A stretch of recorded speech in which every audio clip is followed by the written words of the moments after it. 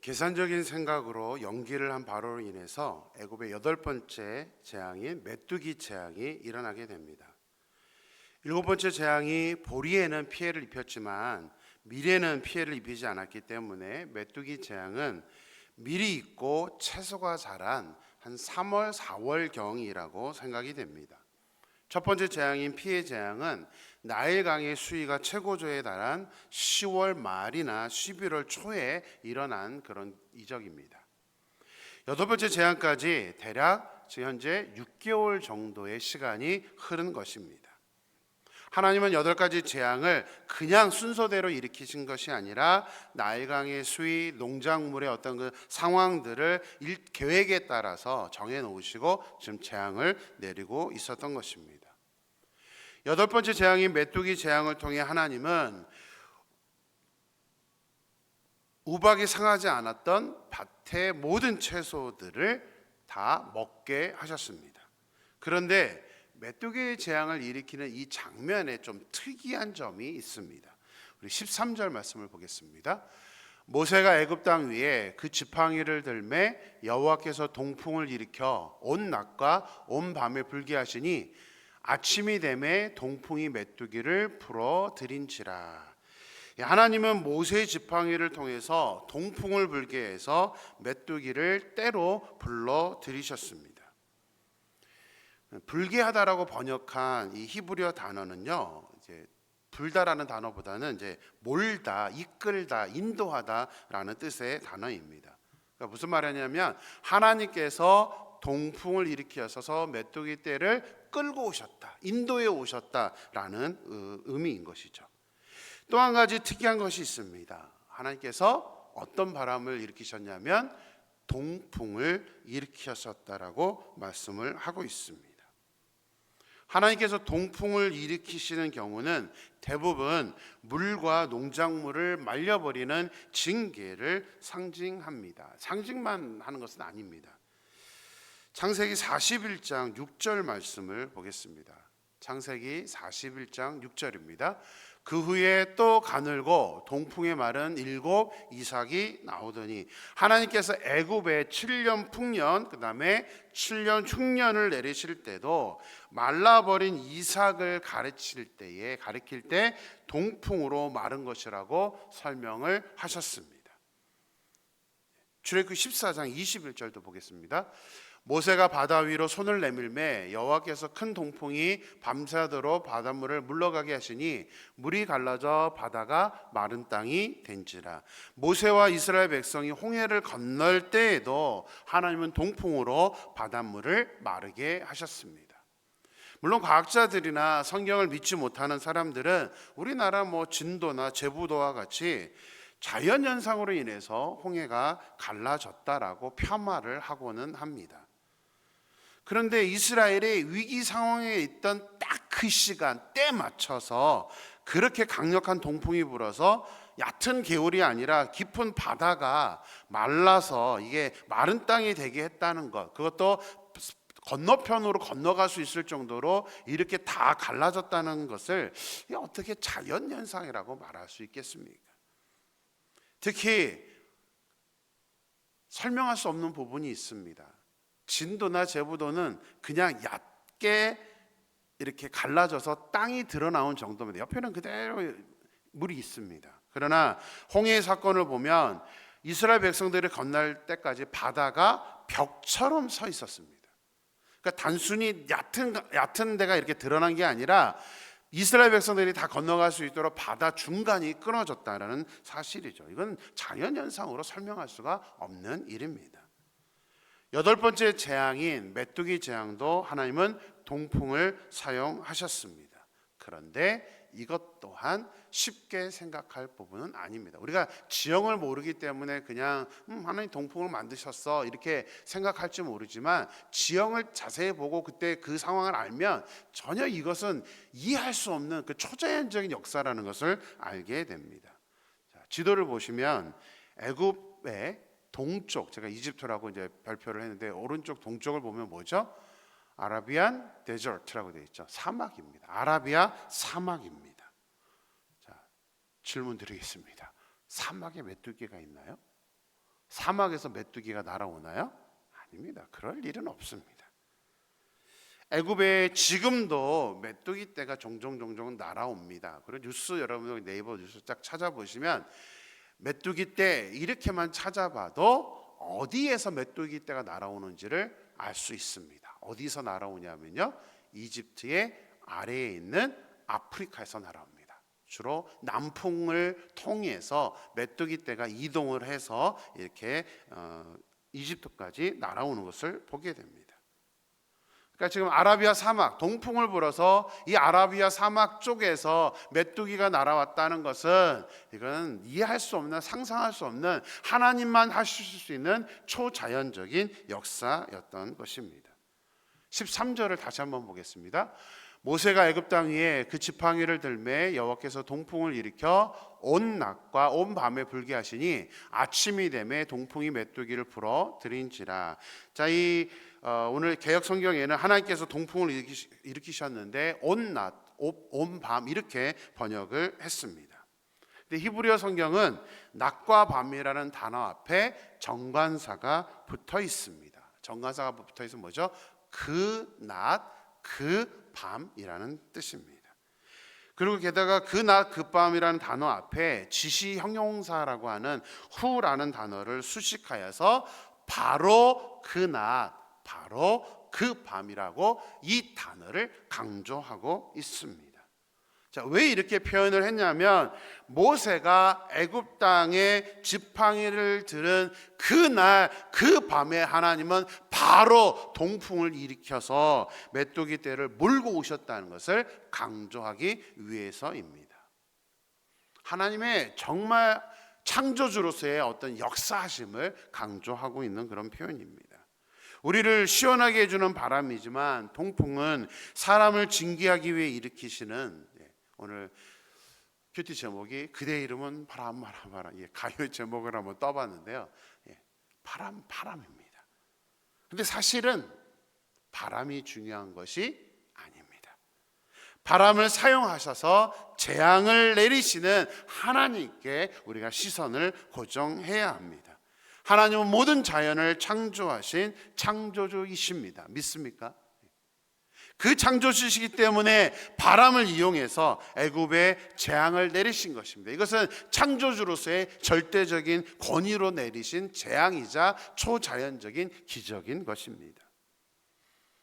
요한계시록을 보면 마지막 때에 말사가 되면 하나님은 바람만이 아니라 지진, 또 쓰나미와 같은 여러 자연재해를 통해서 우리에게 심판하신다라고 심판의 메시지를 미리 기록하여 주시고 예언하셨습니다. 우리는 사실 실제 현재 정말 예상하지 않는 많은 재앙들을 겪고 있습니다. 자연재해, 또 질병, 어느 누구가 전 세계의 항로가 막히는 코로나를 예상했겠습니까? 우리는 직접 경험했잖아요. 그 끔찍했던 그 3년의 시간을 우리는 다 경험했습니다. 쓰나미, 처음 그 단어를 저는 들었을 때 뭐 이런 일이 일어나지라고 생각을 했습니다. 우리는 전혀 이제는 자연의 재해가 이제는 상상할 수 없을 정도로 강력하게 우리에게 찾아옵니다. 날씨 변화만 해도 우리는 도저히 감당할 수 없는, 이해할 수도 없는 그런 어떤 현상들이 일어나고 있습니다. 애굽에 일어났던 재앙들과 현재 일어나는 자연재해들을 보면서 그냥 성경에 나오는 과거의 어떤 이야기거나 어쩔 수 없이 일어났던 그런 자연재해라고 생각해서는 안 됩니다. 이것은 하나님 우리에게 예언해 놓으신 하나님의 경고입니다. 그렇기 때문에 우리는 반드시 지금 이 시대를 살아가는 우리들은 정말 깨어 있어야 됩니다. 내가 이렇게 살아서는 안 되지. 하나님의 이런 자연재해를 보면서, 그 심판의 메시지를 보면서 우리는 깨어서 내가 어떻게 하면 더 하나님 앞에 가까이 갈 것인가를 고민할 수 있어야 되는 것입니다. 하나님의 그 경고를 보고 무시하고 넘어가는 사람이 아니라 정말 깨어서 우리의 신앙을 점검하고 하나님 앞에 가까이 나아갈 수 있는 저와 여러분의 삶이 되기를 주님의 이름으로 축원합니다. 자, 그러면 메뚜기 재앙, 설명했는데 얼마나 많은 메뚜기가 날아와서 얼마나 큰 피해를 입혔을까요? 이게 또 성경에 기록이 되어 있습니다. 우리 14절 말씀 보겠습니다. 메뚜기가 애굽 온 땅에 이르러 그 사방에 내림에 그 피해가 심하니 이런 메뚜기는 전에도 없었고 후에도 없을 것이라. 전에도 없었고 후에도 없을 것이라. 어디서 들어본 소리 아닙니까?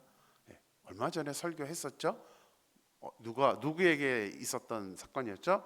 솔로몬에게, 솔로몬이 들었던, 솔로몬이 받았던 복에 대해서 설명할 때 전에도 없었고 후에도 없었다, 전무후무한 축복을 받았다라고 했을 때 나왔던 표현입니다.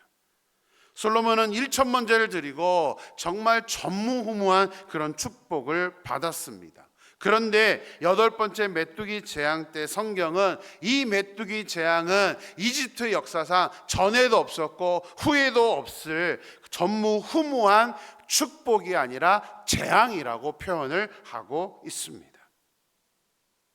자, 솔로몬에게는 전무후무한 축복, 이집트 사람들에게는 전무후무한 재앙, 너무나 다른 이 상반된 모습이 오늘 성경에서 기록되어 있는 것입니다. 근데 성경을 보면 하나님께서 바람을 이용해서만 징계를 하시는 것은 아닙니다. 이 바람은 나쁜 모습만 있는 게 아니라 전혀 다른 모습, 상반된 오히려 좋은 모습으로 소개를 하기도 합니다. 우리 창세기 8장 1절 보겠습니다. 하나님이 바람을 땅 위에 불게 하심에 물이 줄어들었고 노아 용수 때는 하나님께서 바람을 불게 하셔서 물을 줄게 해서 이 노아의 가족들이 방주에서 빠져나올 수 있도록 하나님께서 복을 내려주시고 또 은혜를 내려주신 것이 바로 저 바람입니다. 노아에게는 바람이 복으로 다가왔고 좋은 자연현상이었지만 바로와 애굽 사람들에게는 메뚜기의 재앙을 일으키는 그런 재앙, 심판의 바람이 되었던 것입니다. 누구에게는 같은 자연재해가 복이 되기도 하는데 누구에게는 같은 자연재해가 재앙으로 또 심판으로 다가온다는 사실은 우리에게도 의미하는 바가, 시사하는 바가 크다라고 생각을 합니다. 우리에게는 복이 될 것인가, 재앙이 될 것인가? 바로가 모세와 아론을 급히 불러서 자신이 하나님께 죄를 지었다면서 용서해 달라고 하면서 메뚜기 재앙을 떠나게 해달라고 간청을 합니다. 모세는 그대로 하나님께 기도해서 메뚜기 떼를 이제 물러가게 하는데 이제는 동풍이 아니라 서풍을 불게 하셔서 메뚜기 떼를 홍해로 이렇게 몰아 넣으셨습니다. 근데 사실 동풍과 서풍은 방향만 다를 뿐이지 바람이라는 것은 똑같습니다. 전무후무한 재앙을 가져온 바람을 하나님께서는 이제는 애굽을 평안하게 만드는 그런 복된 바람으로 바꾸어 주신 것입니다. 똑같은 바람이 신앙의 모습에 따라, 우리의 모습에 따라, 우리의 믿음에 따라 재앙이 되기도 하고 복이 되기도 한다면 여러분들은 무엇을 선택하기를 원하십니까? 질문 하나만 하죠. 이런 바보 같은 질문이 어디에 있겠습니까? 그런데 안타깝게도 우리가 깨어있지 못해서, 우리가 너무나 연약해서 우리도 모르는 사이에 우리는 복된 바람을 맞이하지 못하고 어려움, 심판, 그런 재앙의 바람을 맞이하는 그 선택을 우리가 하고 있다는 사실입니다. 우리가 바로와 같이 그런 재앙의 바람을 맞는 사람이 아니라 정말 축복의 바람, 특별히 솔로몬에 대해서 설교할 때 말씀드렸던 것처럼 정말 하나님의 말씀대로 또 예배를 통하여서 일어남으로 말미암아 하나님께서 주시는 그 전무후무한 축복을 받을 수 있는 저와 여러분의 삶이 되기를 주님의 이름으로 축원합니다. 기도하겠습니다. 하나님 감사합니다. 오늘도 새날을 주시고 또 말씀으로 교훈하여 주심에 감사를 드립니다. 아버지 하나님, 하나님께서 동풍을 일으키셔서 메뚜기의 재앙을 내리셨습니다. 근데 하나님, 이 동풍이 그냥 자연현상인 것 같지만 하나님은 이 자연현상을 통해서 재앙도 내리시고 또 반대로 축복도 내려주신다는 것을 오늘 본문 말씀을 통해서 깨닫습니다. 무엇보다도 하나님께서 창조주이시기 때문에 이렇게 자연재해를 마음대로 조정하셔서 우리에게 복도 내려주실 수 있고 재앙도 내려줄 수 있다는 사실을 우리가 바로 인식할 수 있도록 하나님 인도하여 주시옵소서. 특별히 하나님, 마지막 때가 되면 아버지 하나님, 여러 자연재해, 특별히 지진, 또 하나님 쓰나미, 또 날씨의 변동, 아버지 하나님, 이런 것들로 인하여서 하나님 우리에게 자연재해를 통해 재앙을 내리신다라고 예언하고 있는 것을 보게 됩니다. 하나님, 그래서 우리가 이런 자연재해들을 보면서 그냥 우연히 일어나는 것, 나하고 상관없는 일이다 생각할 것이 아니라 이것이 믿음을 가진 사람들에게는 똑같은 바람이 재앙이 되기도 하고 또 축복이 되기도 한다는 사실을 우리가 인식하여서 하나님, 우리가 이왕이라면 하나님의 그 재앙들이 아니라 하나님의 복을 선택할 수 있는 그런 우리의 삶이 될 수 있도록 하나님 역사하여 주시옵소서. 그로 인해서 우리는 정말 이 마지막 때를 살아갈 때 깨어있기를 소망합니다.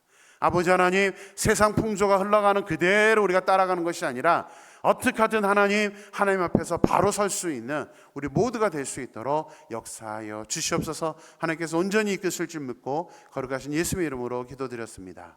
아멘.